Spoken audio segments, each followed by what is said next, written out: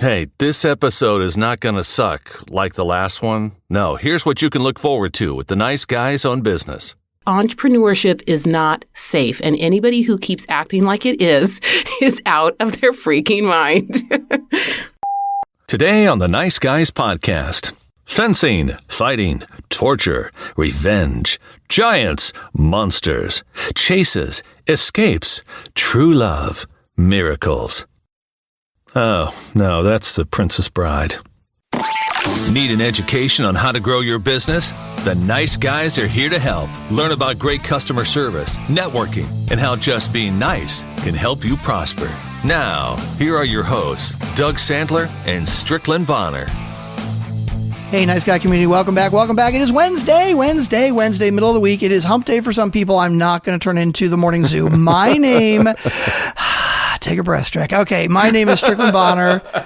On the other side of the microphone, Mr. Doug Sandler. Why are you? It's Wednesday, and you're feeling like it's a laid back, chill Sunday. I mean, are you okay? Are you okay? No, man, I'm all good. It's all good. You ever feel like your brain just moves way too fast for your mouth to catch up?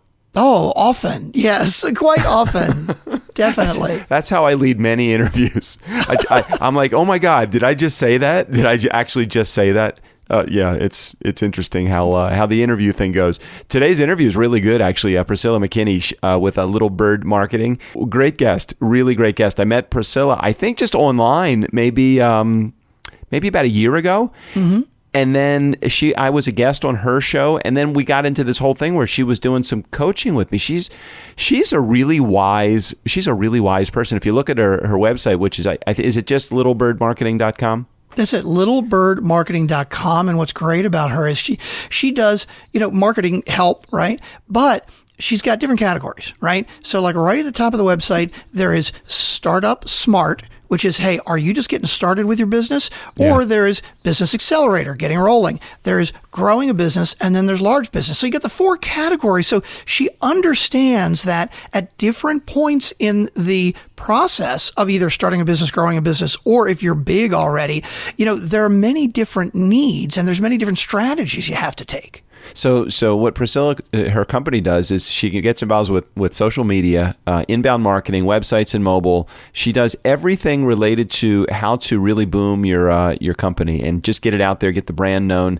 And if you don't understand or know exactly what your brand is, she'll help you work that too. And that's kind of where that coaching session really helped me, because not that I've resolved anything since my coaching call with Priscilla, but she at least helped me identify the problems that I was having or the concerns that I thought that I had, that I was, I gotta do a better job. And, this is for future episodes for us to talk about, but listen to what she really talks about in helping promote your business from a social media perspective.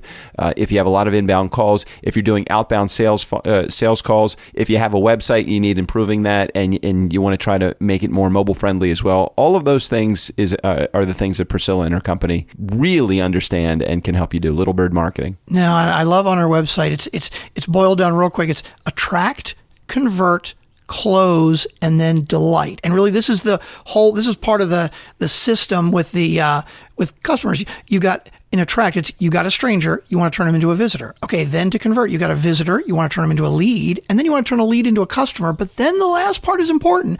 You got to turn the customer into a promoter. And that last part is what I think a lot of businesses miss. Is there a part about going to the bank? Is there like cashing their check? Is that in there too? Sometimes that's important too. I think that she does spend some time talking about that too. Oh, and she has a podcast also.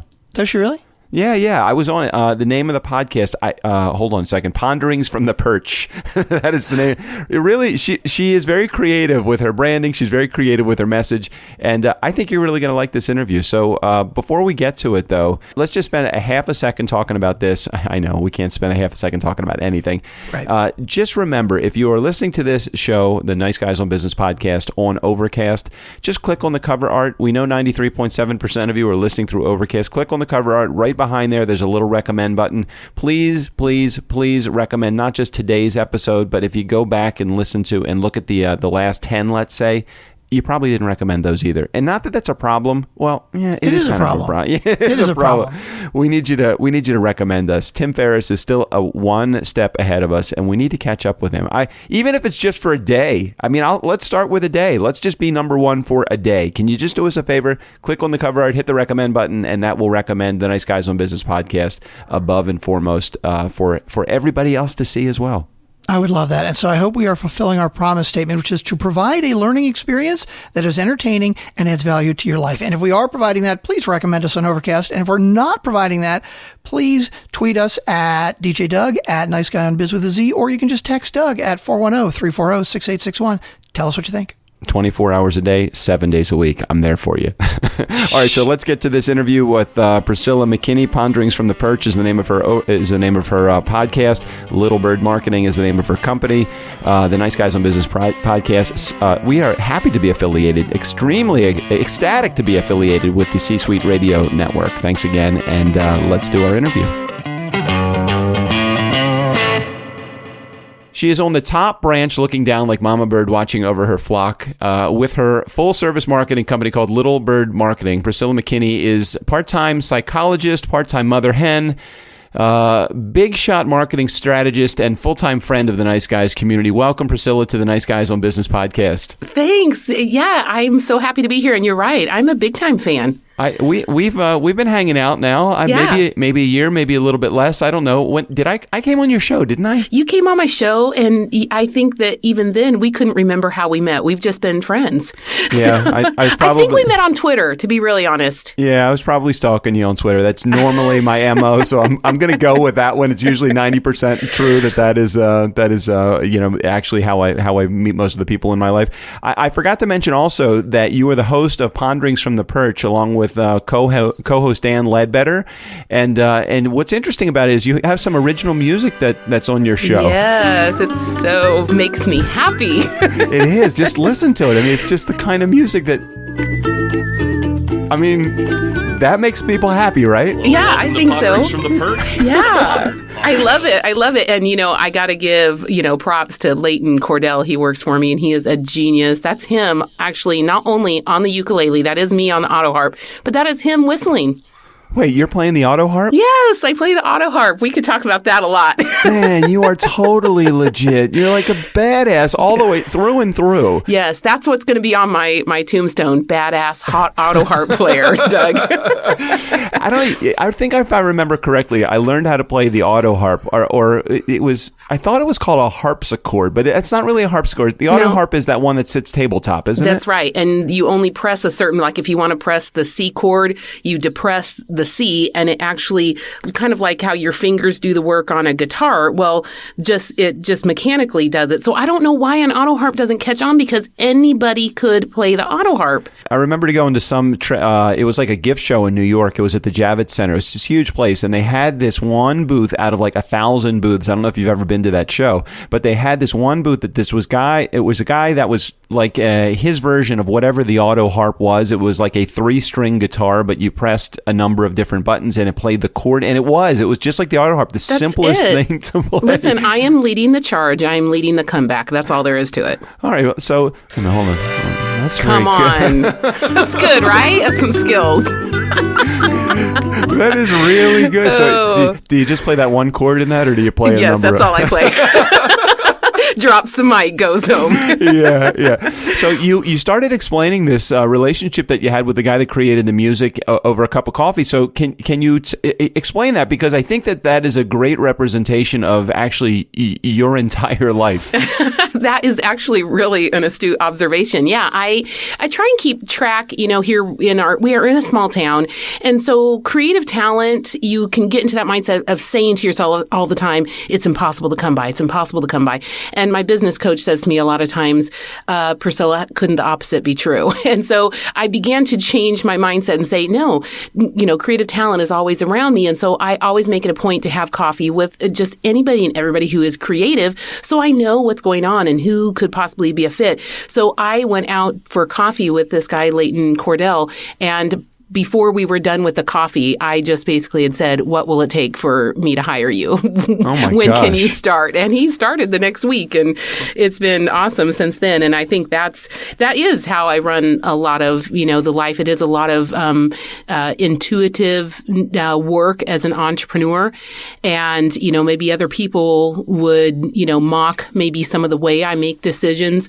And maybe it's not very Harvard Business Review like of me, but this is reality. It's called running a business, and you really have to go with your gut. No, and I 100% agree with that philosophy of just kind of going with your gut. Well, I guess the way I look at it is you met another unemployed guy because... Well, he was employed. He was gainfully employed. So you stole him away. I stole him away. Hey, always go for the gainfully employed ones. Well, yeah, it's as opposed to always go for the married men. Right. No, please don't do that, and don't go for mine. He's taken. No, definitely don't do that. So you hired this guy, and really it does come down to just making what is it? Make decisions fast. Hire fast. They say, they say hire slow, fire fast. And this is one of the things that you and I have talked about a while. These kinds of things drive me crazy about entrepreneurship. Those are luxury statements that people from on high with the HR vetting system can say. I've always been let's go with your gut. I mean, I've always been that kind of guy. I make decisions based upon my gut. Sometimes I have to turn it around and make the situation good that was made horrible because of a stupid decision that I've made. But it's like, okay, let me get to the meat of what somebody is actually coming to work to me for. Yeah. Let me get to the meat of the decision and stop delaying because I made a stupid decision. Yeah, sometimes I make bad decisions. Yeah. But okay, let's just keep making decisions from that one. Don't stay still and go through this paralysis through analysis mode. Yeah, absolutely. And I think it's not that phrase does not have truth to it, does not have merit to it. That is not what I'm saying. I'm saying that entrepreneurs don't always have the luxury of doing the thing that would maybe make the most sense or maybe be the safest. Entrepreneurship is not safe. And anybody who keeps acting like it is out of their freaking mind. Well, how long you've been a business owner for many years, haven't you? About 15 years. Yeah. Okay. And when you first got started, though, there was a lot of that fear that goes on, and you probably still have that fear, as we all do. But you really have. I want you to talk about the evolution of your company, because I think from an entrepreneur standpoint, it's so amazing what you've been able to accomplish over those 15 years. When did you get past that feeling? I'm sorry. Are you thinking that I'm past that feeling? No, but I'm not afraid. That's interesting. You mentioned fear, and I am very, very open to risk, and I think that's an interesting quality as an entrepreneur. It doesn't always serve me well. It sometimes is a problem because I'm an optimist and I'm okay with risk, and sometimes I take too much and that kind of stuff. But I'd rather be on this side of that coin than the other. I have difficulty relating to and working with people who are very risk averse.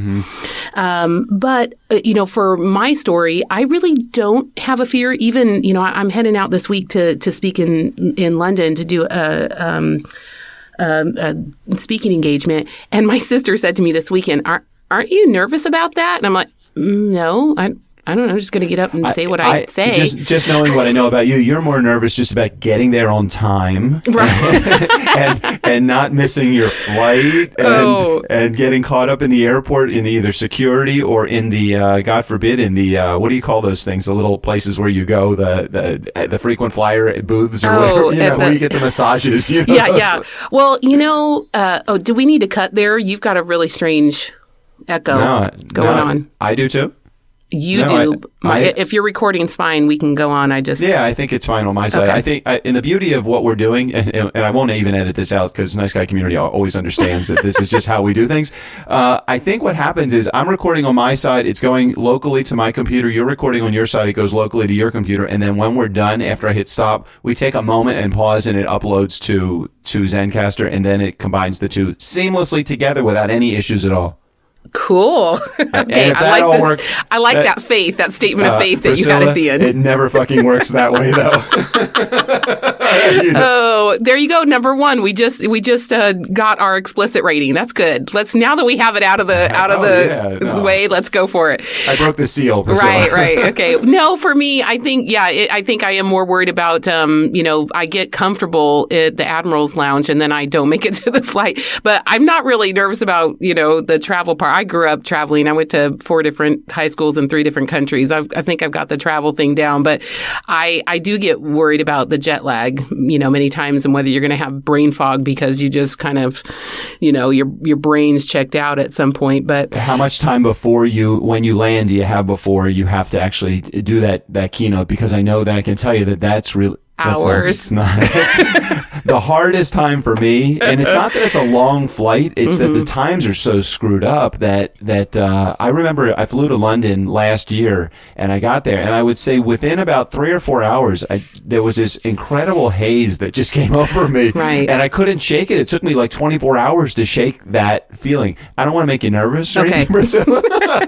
Well, if you can sleep, I do have an overnight flight there, so I should wake up, arrived, and ready to go. In theory, that sounds really That's good. the beauty of the theory of the, business class lay down model, right? Yeah, and also we'll be re-recording this interview because Zencastr totally fucked up on our recording. So no.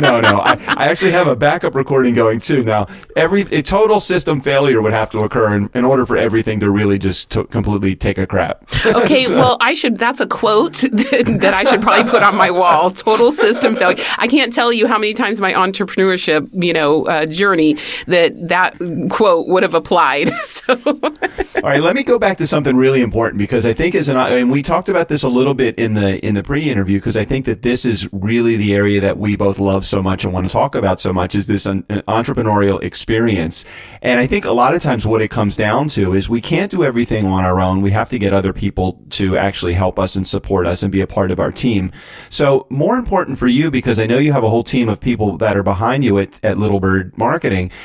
How do you get people to do shit for you? I love it. Well, I have a banner in my office that says "Get shit done," so I rely on that trying to motivate people to some extent. It's really there to motivate me. No, I think it's the way that we talk with each other, the way we've set this culture up.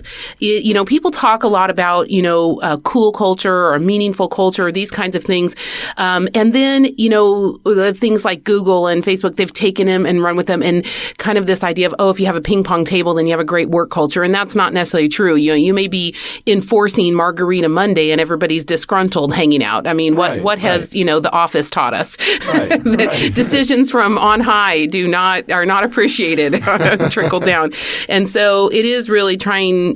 For me, I had a vision of what I wanted here. I really wasn't trying to originally create a marketing company. And in fact, the first 7 years of my entrepreneur life, I only owned one of the 3 companies that I own now.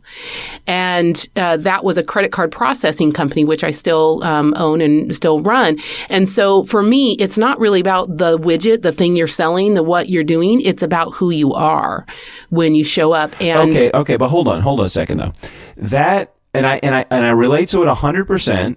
But that doesn't pay the bills, because what happens is you have to sell something, or you have to market something, or you have to drive something in order for that to happen. And I would love to go out. I'm looking at a beautiful day outside right now out of my bedroom window, also known as my studio. Mm-hmm. And I'm looking at it and I'm saying, man, I'd love to just go out there. I'm a nice guy. I could be a nice guy out there, and somebody would come and buy something from you. But that's not the reality of what happens. I don't think it's about setting up a culture where you can just be yourself in the sense of doing whatever it is you want. I have a very structured environment. We have very structured processes. The way I explain it to a lot of people is that I believe in putting pressure on systems. I just don't believe in putting pressure on people. Okay. And so I set things up to where, if something goes wrong, or in terms of the creative process too, if you want to speak specifically about working with creatives, forcing them to do a certain thing at a certain time will not yield the best results for you. No, and so you have to talk with them and understand, what does their day look like? And there are, we have real deadlines. I think of all places in creativity, we are in a small town. I'm under a lot more deadlines. I don't get the kind of fluffy business that, larger firms, say in Chicago, get, where you get, 3 weeks to, think of what color should be in this palette. Right. I mean, that's just not my life. I live in reality of, we're going to decide the color palette in this first 15 minutes, and then we're going to move on to something else. What's so interesting about what you're saying is that you have this relaxed mentality in a stressed out, time managed environment, and that's a really difficult balance to, it's a tough balance beam to walk. It is a tough balance, but if you get everybody understanding it, I come down pretty hard on things, and people know I get to the bottom of what went wrong with something. People know I'm definitely not a pushover or like, oh, well, however you want to do it. That's not the situation at all. But like I said, I just don't put the pressure on the person. And we have a saying here: work your work job, not your worth job. You walked in this morning, you're a perfect 10, you're worth everything every human being should be worth. We never make our criticism personal of what is going on. And you cannot do that in a creative environment, especially. It's a very vulnerable environment to ask people to create and put themselves out on a screen all day long. Yeah, people don't like when you do that. Where did you get your inspiration for that? Are your parents, are they either one of them? Were they like that? Are they like that? Where did you get this? Because this is not something oftentimes that people just discover on their own if they were raised by parents that are either very, very deadline focused or leadership heavy or anything like that. Well, I grew up in what would be most accurately and efficiently described as a Christian Von Trapp family.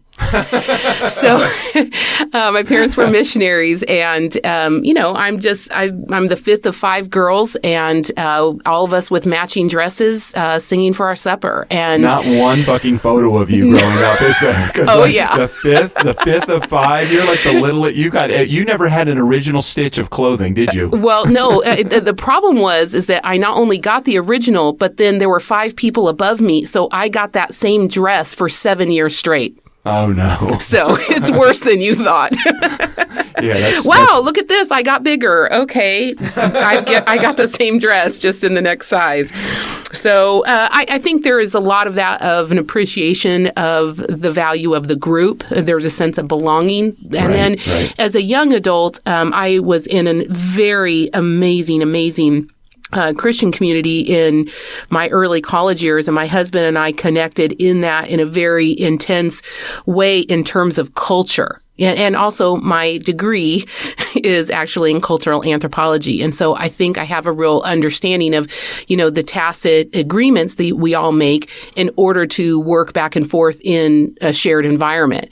And so, to me, it seems logical, and probably living in different countries and having a third culture view of things also makes me appreciate the fact that culture is fabricated. And if it is fabricated, then what do we want to fabricate? Yeah, you have the fabric in which you can dye that wool any color that you want. It's completely up to you as the leader. And if you look at, I think one of my number one values is that I respect in others and also value in myself truly the ability to carve out your own life, your own, path of success, your own way. Carve it out. And I respect that in other people. And I kind of look to spar with people so that they'll come out and say, no, this is what I want. Okay, great. Now we're getting somewhere.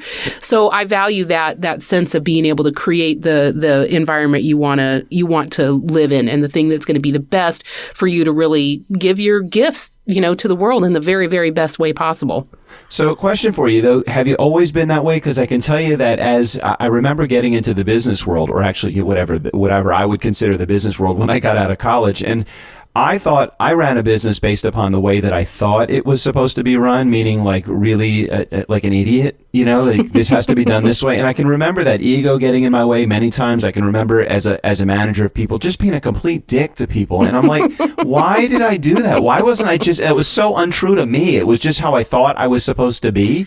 Yeah. Have you always been and then I had to evolve into a nice guy throughout the course of the years, because you get shit on so many times. People want to hit you back when you hit them. Well, I think maybe in a roundabout way, the fact that I knew nothing about how to run a business maybe helped not taint me. And I don't come from business experience. I didn't have any help setting up my company. My parents are missionaries. What do they know about setting up and running an enterprise? Right. I went to a Christian liberal arts college. This wasn't a business college. I don't have alumni to call when I need bailed out. I don't have those kinds of things, that a lot of my peers have that have created enterprises. And I'm not trying to say that like, oh, I'm better. I'm just saying I just did it without that. So I had to rely on what I was intuiting. And it's not always worked. There's been a lot of failure in it. And I know people talk about, failures and say, from TEDx stages and say, failures are what we should all be talking about. And then they don't really talk about theirs.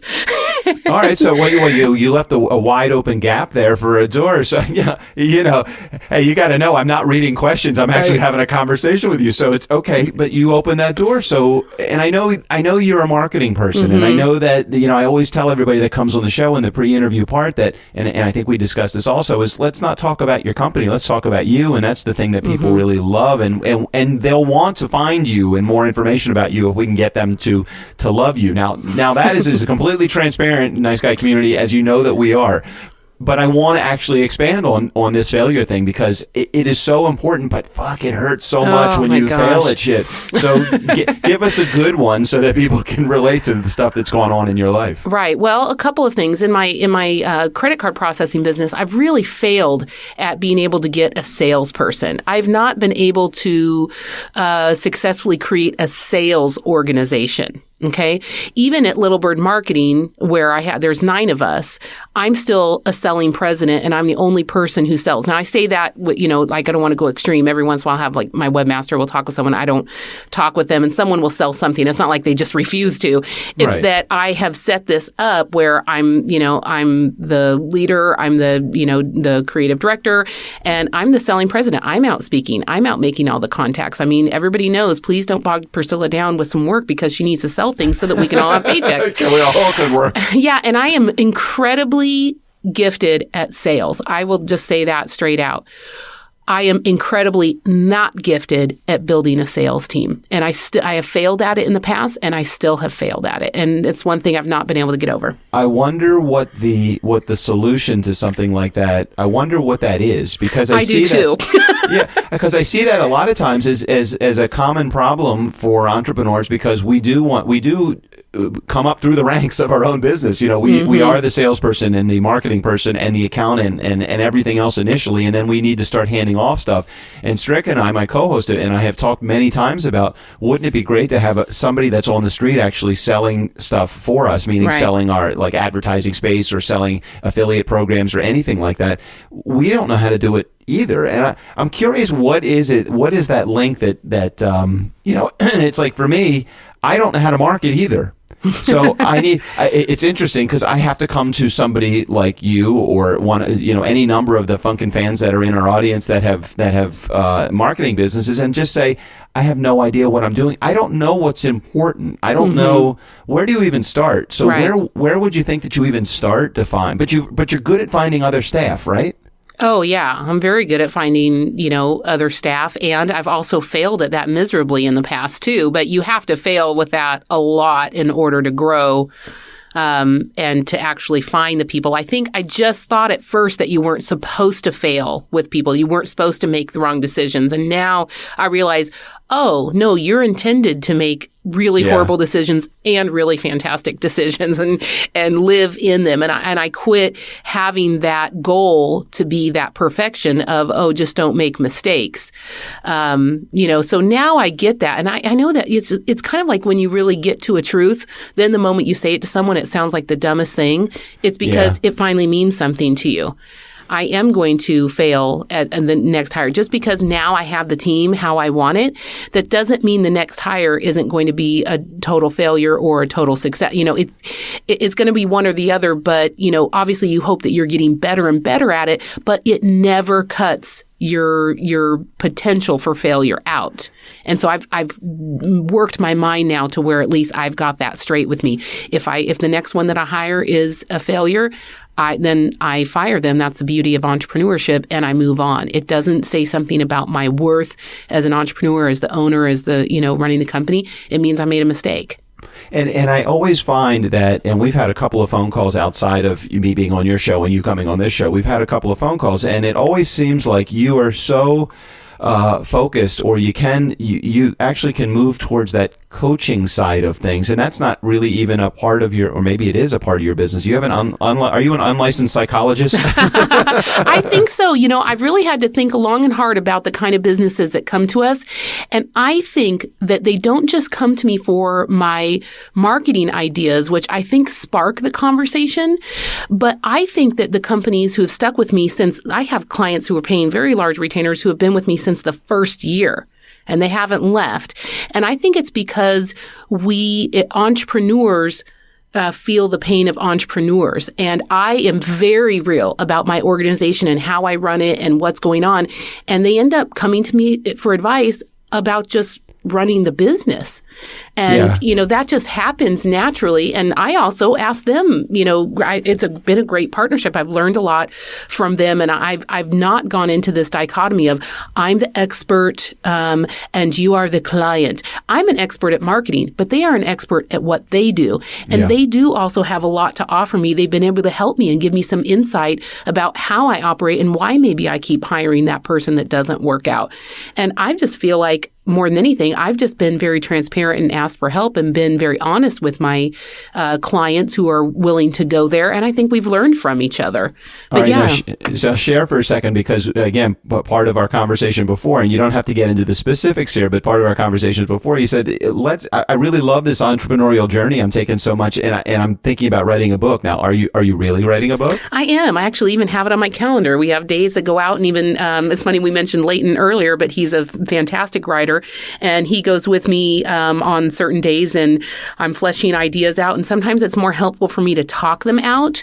And so a lot of times he'll ask me questions, kind of interview me, and he'll start, typing in, and then we'll both go take it. We kind of have a system. We'll both go take it. We'll revise that chapter, and we'll come back around to it. But yeah, I'm really interested in kind of debunking the mythology of entrepreneurship. Like it's this, there are always these rock and roll stars, and I don't like it when people, if you want to put it, quote unquote, arrive, and then they go write a book that, in my opinion, has got to be almost 100% revisionist history. How so? I'll explain that. I like this idea. Explain what you're saying. So they become a success, and then I think what they do is that they, in retrospect, look back and say, well, what I did was this and this and this and this, and that's why I'm a success. And then again, they leave out some of the failures. And it's not even, I don't even have a problem with them leaving out the failures. It's that, like, it's as if then that's a formula. Like this is something that, and as if it was so smooth. Like it just came from this, it flowed from this and flowed from this and flowed, Oh, no, it's never that way. It's never like that. And it's rare, the books I read, especially the business books I read, where I think it really gives a fair account of what happened. So I don't mean to leave that, but in order to preserve some of the time that we have remaining on the show, I did promise to a certain degree that we were going to have a marketing strategist on the show here. So I just want to ask you one question about that, and then I want to ask you a couple of questions about. I want to come back to the personal stuff again. Sure.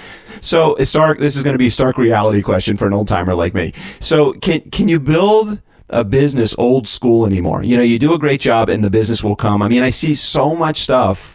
And I'm not directing this at marketing people in general, and certainly, Priscilla, I respect what you do, so I'm not directing this at you specifically either, but I see so much stuff on your site about social media, about branding, about video, about content marketing. It used to be if you did a great job, I got referrals.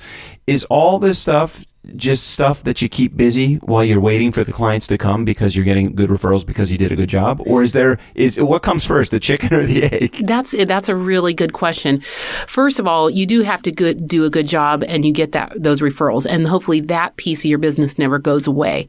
Unfortunately, based solely on that, I do not see how people can scale a company. Yeah.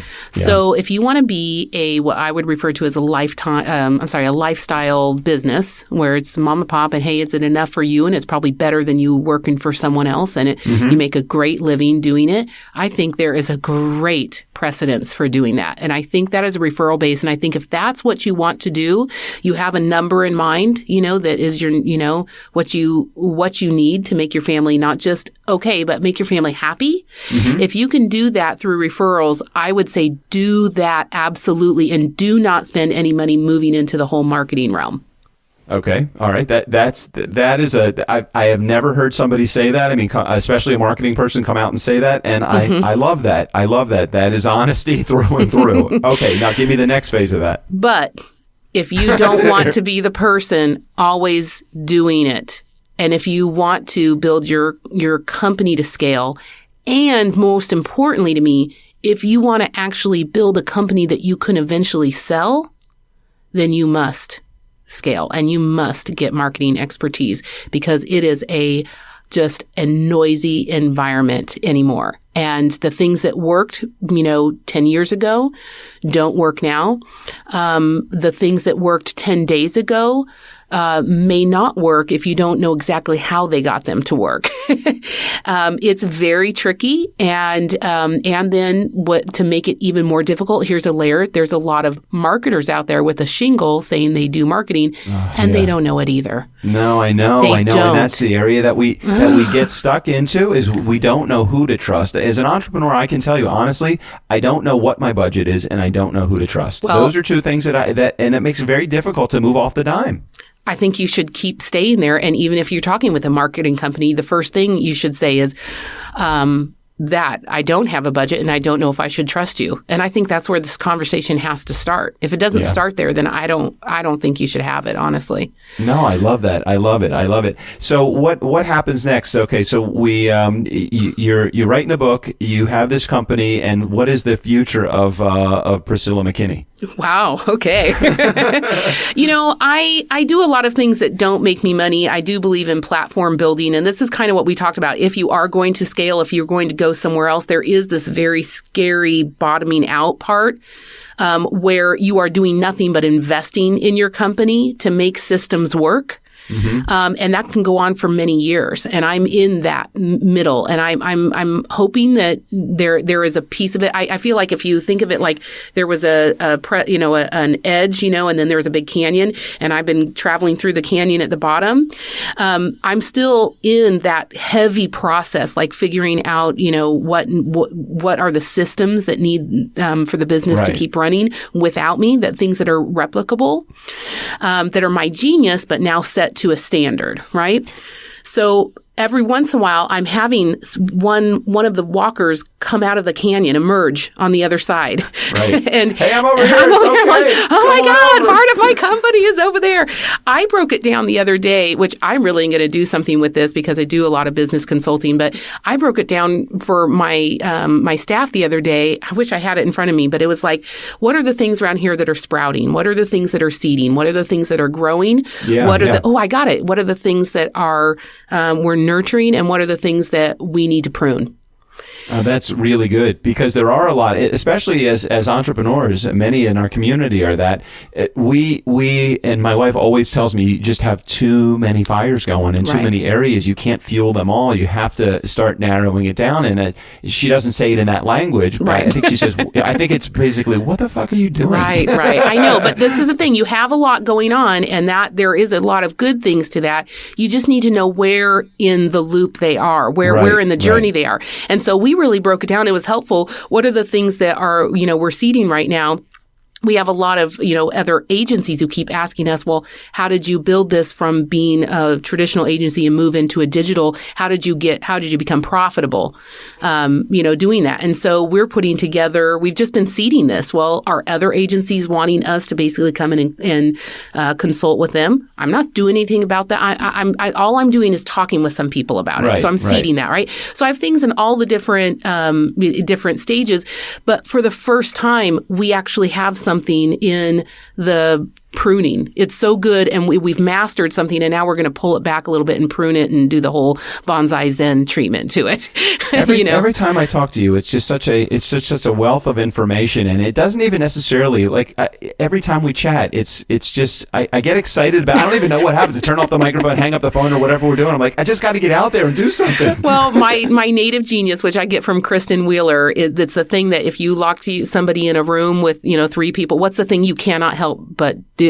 And I'm a dream whisperer. Well, how could that be? Well, how would we do that? Okay, well, no, not this, but this. Like, how do we basically stoke a fire of something that's a great idea, and see if we can get it burning. If not, I'm okay with walking away from ideas. So I can seed a lot of ideas. The problem, I think, in really bad entrepreneurship is people seed the idea and think they have to go all the way through with it. And they will not abandon an idea when it's starting to go south. And I think, abandon it. Oh my God, abandon it, because you're not going to be able to tend to some of the other things. But I say this in your defense, and, you can tell your wife I said this or not, but, if you are enterprise building, you do have a lot of, things going at one time. To me, it's as long as it's not chaos, as long as you have clarity about where it is in the journey and how it fits into the profit model. Because a lot of people kind of think that, we're having fun here and we have beer on Friday and, it's this culture or whatever thing. But let me make no mistake about it. I'm here for the money. Right. I love culture, and it's a way to get there. But the actual legal name of my business is Soul Garden. And it is about having a place that is something you actually want to walk into, and it is healthy and growing and vital to your soul. Because I gotta tell you, I want to leave and go home and lay down on the carpet, drink a glass of wine, and play fucking Sorry with my kids. Okay? I don't want to be at work. I love business. It's fine. It's great. I have a lot of fun when I'm here. But this is not what I am about. Strickland and I call that being ambitiously lazy. I will work really hard right now so that I can go lie on the sofa and play Sorry with my kid and have a glass of wine in my hand. Exactly. And so I think it's puts those things into perspective. And so sometimes I have some passion projects that they really just are that. And you need to know that there's some of them in there, but you have to be careful not to have too many of them. And also you have to understand which ones, it's the growing accounts and, products or services and the maturing ones that are bringing the cash in. And are you doing everything you can? I will say one last thing about that. This year, my word for the year for work is polish. We have a tremendous amount of ideas. We have a tremendous amount of systems. We have a tremendous portfolio of work. We have such amazing clients. I love my clients. They are cool. They are respectful people and amazing people with good ideas themselves. Sometimes they come up with the great ideas and we're here to execute them, right? So I have a very good place here. But the thing that I want to be sure that we do is that we look at the things that are making us the most amount of money and we go back and polish them. Don't just take them for granted and be like, oh, yeah, that makes money. Let's go look at something else. Let's start something new. And not only am I not allowed to open a new company this year, but I am also not allowed to start a new passion project.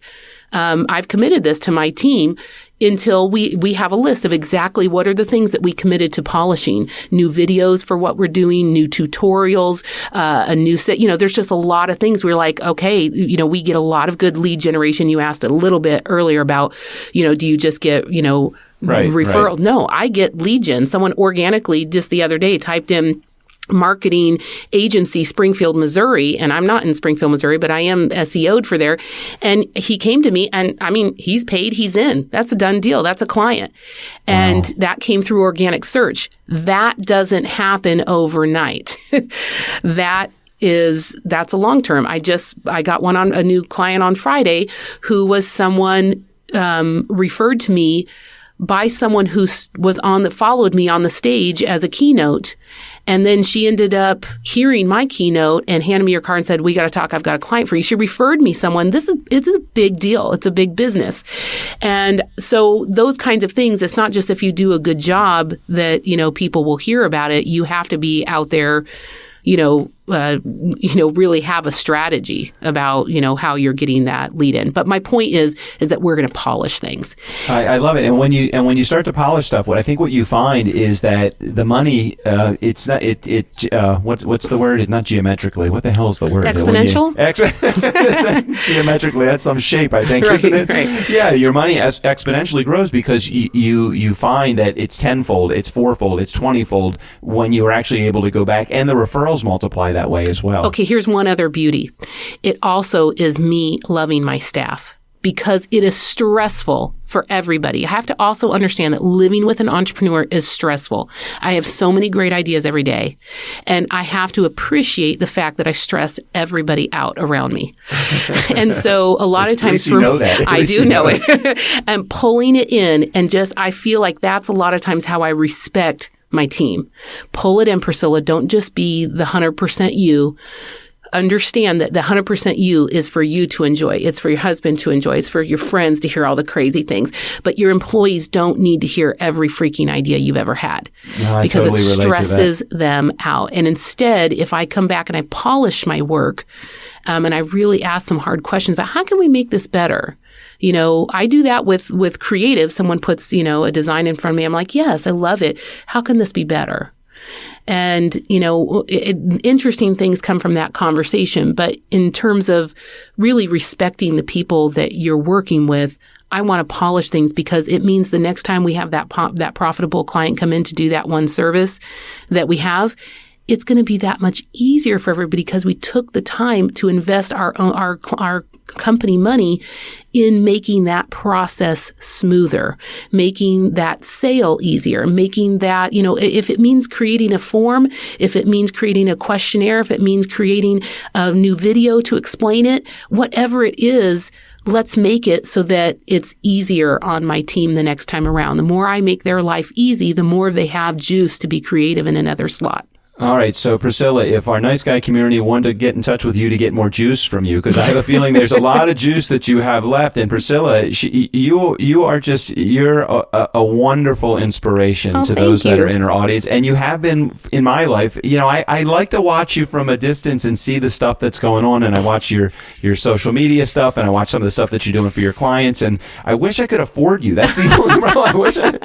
Not that you're expensive, but I have no budget. I have no idea what I got going on. Right. So how can our community get in touch with you if they want more information on what you do, Priscilla? Well, I will say that for people who, if we want to go that direction, who can't afford me, I got to say I have a lot of free resources out there. If you are a DIY kind of person, I do break it down. I have, I think 12, maybe I siphon them through at different times, 15 different resources at any time. The future of marketing, how to work a hashtag, the best ways to attract new business with Facebook. I mean, you name it. I've got them in there. They're free. I see you do have, and you write a really good blog, and your Ponderings from the Perch, your podcast is wonderful as well. And we'll put links in the show notes about how to get in touch with your blog and your podcast and all that. But how do they get to you, though? That's what they want to know. Well, or your company, sorry. Yeah, well, I'm very approachable. I love to connect with people on LinkedIn, so please find me on LinkedIn and follow what we do there. But you actually can write to me, Priscilla, at littlebirdmarketing.com. I actually answer that. But the other things is just, obviously looking at our social media and stuff like that. But I think the better thing is looking at Ponderings from the Perch and seeing if there is a reason why we should keep talking. Because to me, there's not always a fit. So maybe listen in a little bit, be a fly on the wall, and look at what a marketing company does as opposed to what they say they're doing. So look at the way they market themselves. And that way you don't have that kind of skittish, oh my gosh, do they know what they're doing, kind of frightening moment before you make that call. All right, five or a handful of what the hell is this? It's the Q&A. It's the rapid fire Q&A. Okay, wow, go. I love these. I forgot the title. It's rapid fire Q&A. 5 questions. Just give me your knee jerk response to it, and I will not interrupt you. Here we go. Be relatable, Priscilla. What do you suck at? I think we already know this though. Oh, I suck at. Being quiet. Hiring salespeople. You already told me this. Okay.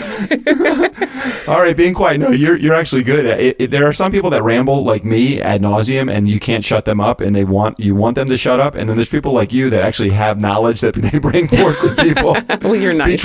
Be transparent, Priscilla. How did you pay your bills when you first got going? Oh, I financed my whole company on credit cards, personal credit cards. Oh my gosh, how long did that take to pay off? Oh, well, I mean, are you thinking every single one of them's paid off now? But no, I literally for, I don't know, 8 to 10 years. Yeah, it was all financed. Wow. Yeah. Okay, be confident. What do you do as an entrepreneur that's as good as it gets? I think that's the dream whisperer. I love bringing people's ideas so I can see the connections. Everybody else, it's a dream, but I go, oh, I just see the 10 steps. Let's do this.